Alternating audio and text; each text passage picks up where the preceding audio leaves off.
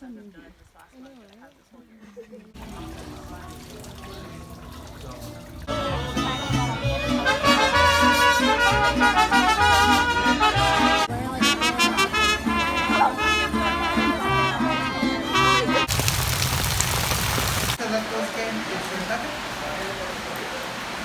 poco acerca de, digamos, las tendencias y la vanguardia cinematográfica que se está proyectando a nivel internacional.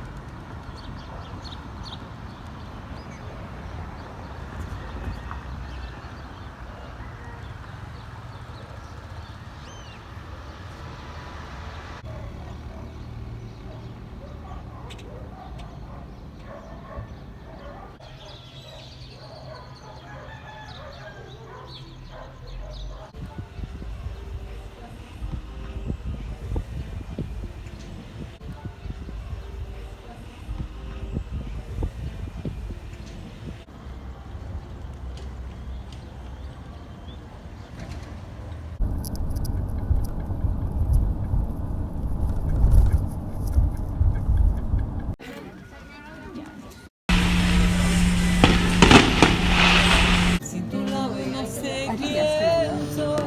sin tu voz no sé a dónde, que soy la mitad de